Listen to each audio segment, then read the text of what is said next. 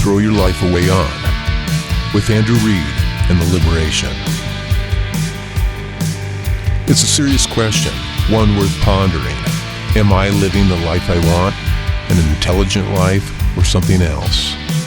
How can I have a better experience of life? These are some of the questions explored in this series of messages without the brag and the advertisement, getting beyond even human institutions and society, into the wilderness, nature, the reality of how life actually operates on this planet.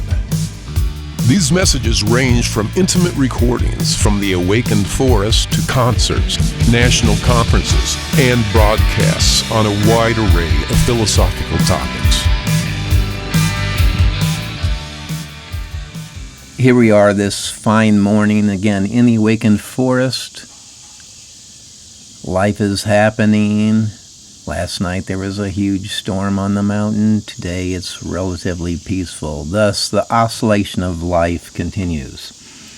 And I'd like to talk about what I feel is an important topic, and that's the topic of value. It's a topic that I've given considerable attention to because value really drives our lives to a great extent because we're constantly making decisions, purchase decisions, directions, or courses for our lives, what we're going to throw our life away on. So value is involved because what is the human organism really doing? We're functioning again like the amoeba or like all life. We're going towards the perceived gain or value or positive. We're going away from those things that don't affirm life, things that could kill us or harm us or cause us sadness or whatever.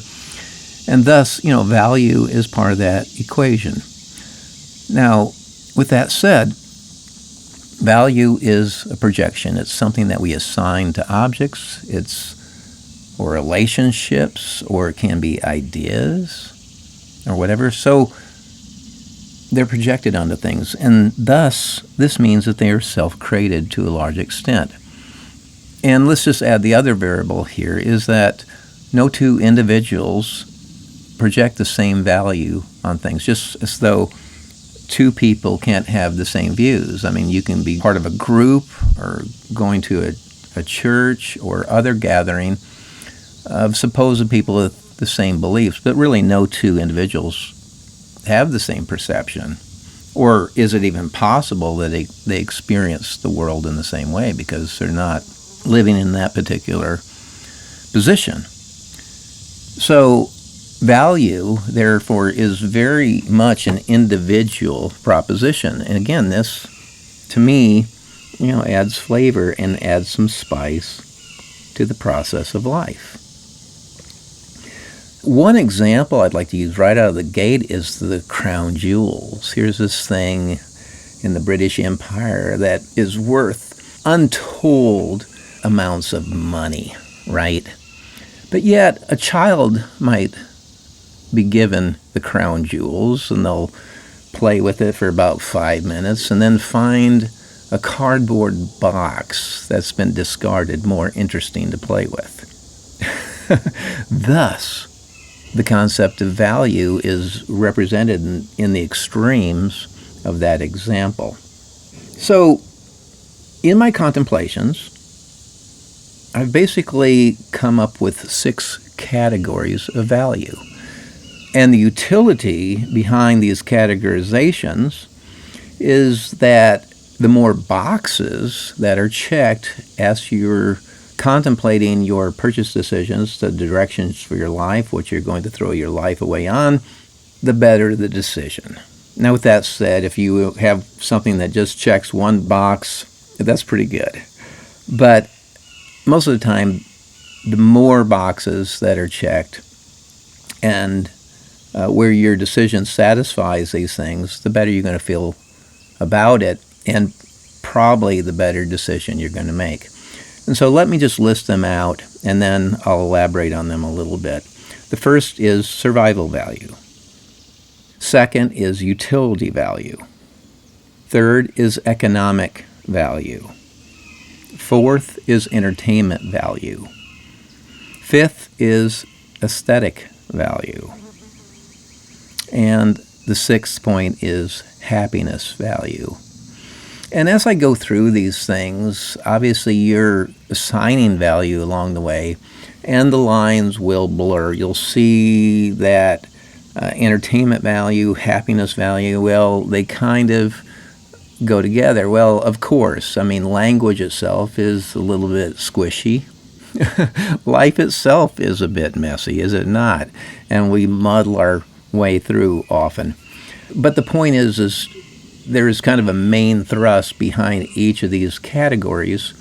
And by having some type of definition or lines between them, again, it helps us, and that's the power of language. So survival value. Here we are, beings that are protoplasm, meaning that we have to seek our energy from sources outside of ourselves.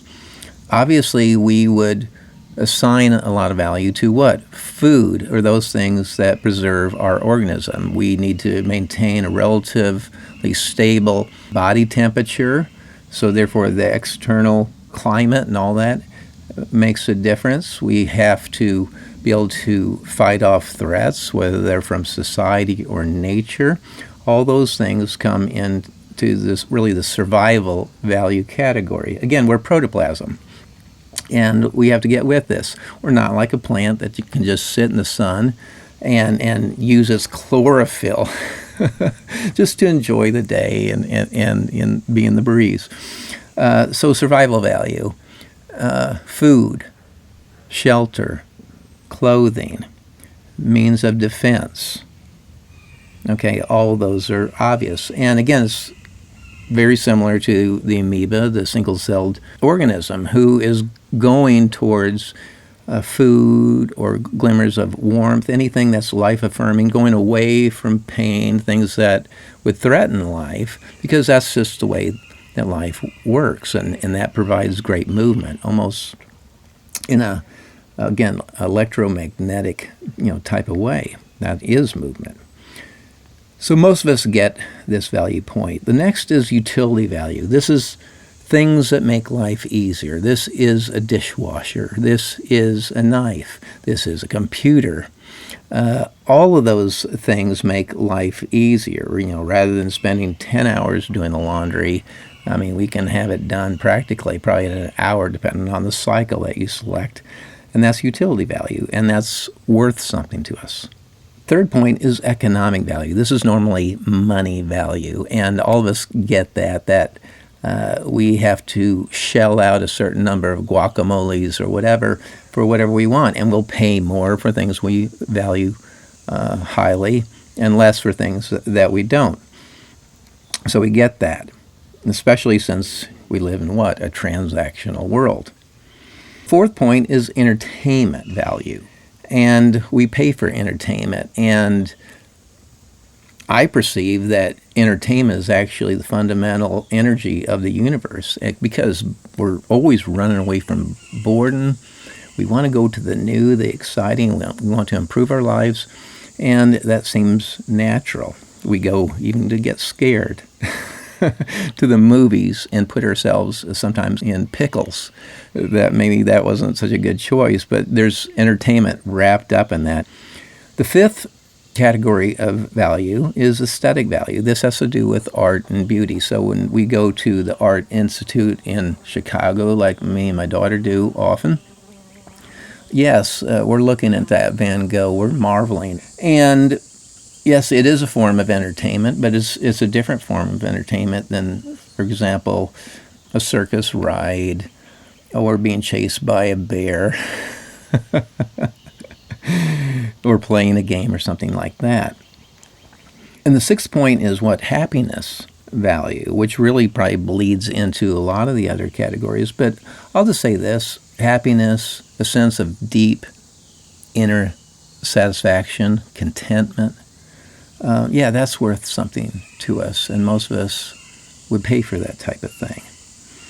And so with these categories, again, the utility value is that we can take a look at our purchase decisions and put it against these categories and maybe feel better about what we do. let's take gold for an extreme example. And this is a very personal one for me because basically I probably watched too many infomercials and was convinced that the economy would collapse. So what? I bought gold or precious metals. One of the worst decisions I've ever did. But I took a fair amount of money and I put it into gold and silver and all that.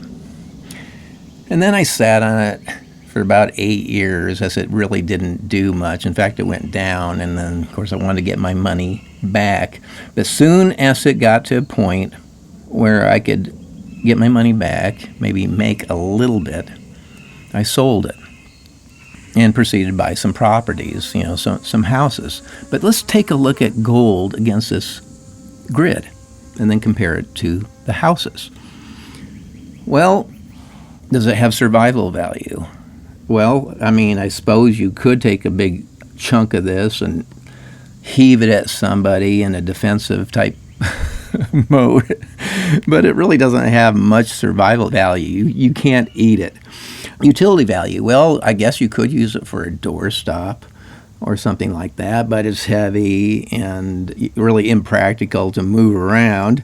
It does have economic value, and that's really the reason that people purchase it. But it's a great illustration of just the projection of value, because inherently, gold, they used to use it for fillings. They don't even do that anymore. Silver has a little bit more value, especially if they're going to start using more solar panels and things like that, or different components of fighter jets and stuff.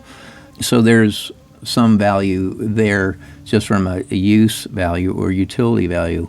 But economics is really the main thing behind precious metals. Entertainment value, to me, that's even questionable. Again, in my projection of value, I'm sure that you might have some fine coins, or maybe you could have it melted into a statue or something like that. But there's not a lot of entertainment value, really. Aesthetic value, the same thing. Maybe you have the statue or coin that symbolizes art and beauty, or a Japanese pot that has the crack that's filled in with the gold. That is beautiful. And then happiness. Yeah, you may get some happiness from that gold of just knowing that you have it, but I found when I went to sell it, they couldn't even handle it in most places. And when I ended up selling it, what did I buy? I bought a few houses and properties. And let's compare that to the list. Well, does it have survival value? Yes. You could go in these things, warm up, get out of the weather, all that. Do they have utility value? Sure. You can go into your dwelling, you can do work, you can do all kinds of different things, watch TV, rest. Great value there. And it surely has utility value because you don't have to erect a structure every time you get sleepy. So there's a convenience factor. Certainly it has economic value. We see the price of housing rising all the time. And normally for a lot of folks, that is one of the main or most valuable assets they have. And so, the house checks that box, certainly. For entertainment value, absolutely. Your house can be a great source of entertainment, even when you're fixing it up like I did. And, when I was coming out of some really rough financial times, and that's happened a few times in my life, but that process of making that property beautiful, enjoying it, and then everything that you can do within that structure, there's entertainment value. Aesthetic value, as you work on it and are entertained in that process, you can step back and admire your work.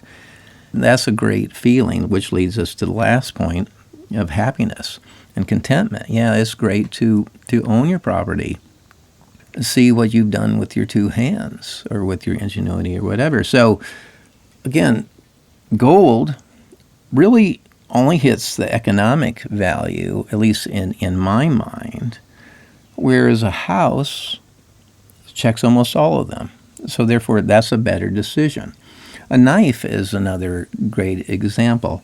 It has survival value. You can procure food with it. It has utility value in that you can, cut limbs and pieces of twine. It has economic value, certainly, depending on different blades, different handles, all that. It has entertainment values. You can throw a knife. You can enjoy the process of using the knife, even sharpening the knife.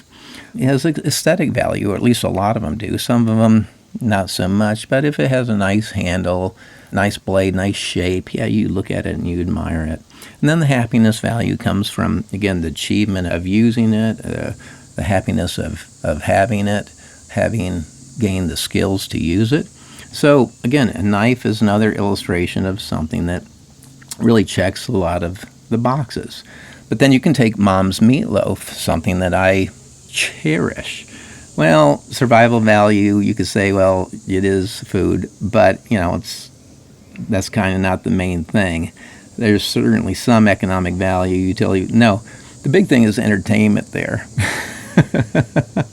This is great. I love it, and it makes me happy.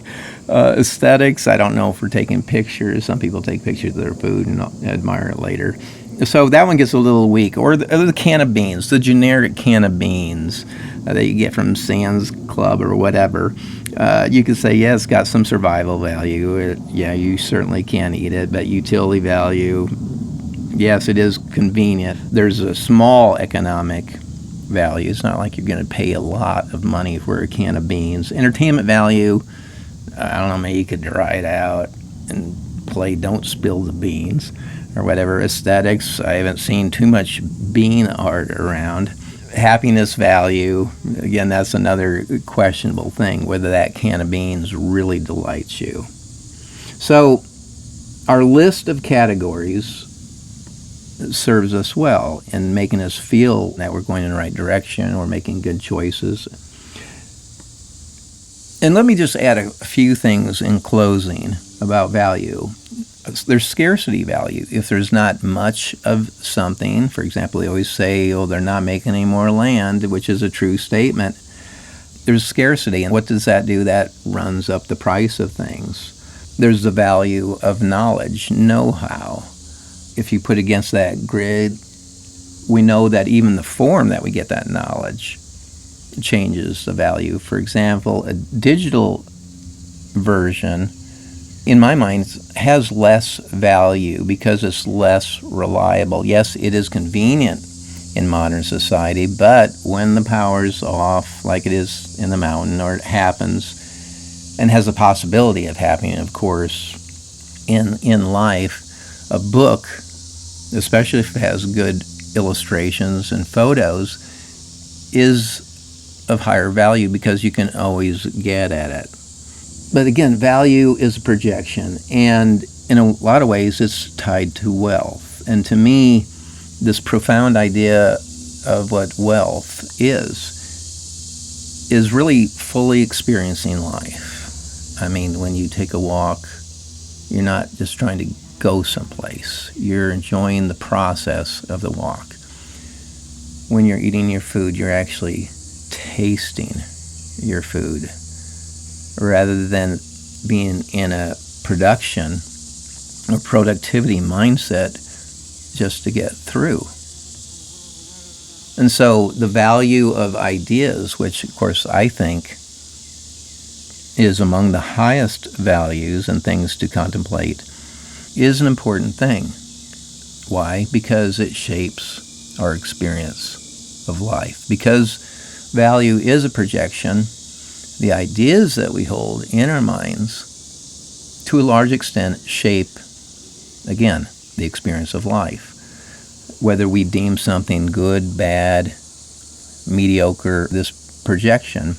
I mean, if you choose to have an attitude that looks at all life as positive, as affirming, that even when bad things happen to us, we ask ourselves, what is life trying to teach me here? That makes that hardship or that hard time much more tolerable, and perhaps even a more enjoyable situation, like when you get sick and you go, wow, I get to watch TV today. Yeah, I don't feel great. Or, maybe I've been pressing myself too much. So it basically breaks the normal routines of life and gives us really time or space to contemplate life. Again, taking a negative and looking at it with a different idea or perspective. So the value of ideas, to me, is probably the most paramount thing to keep in mind. So that's it. Value. What it is, it's a projection. It's something we assign to things, relationships, ideas, and it's something worth exploring.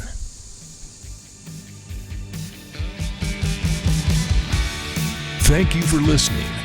If you need anything further, just go to mvi.life.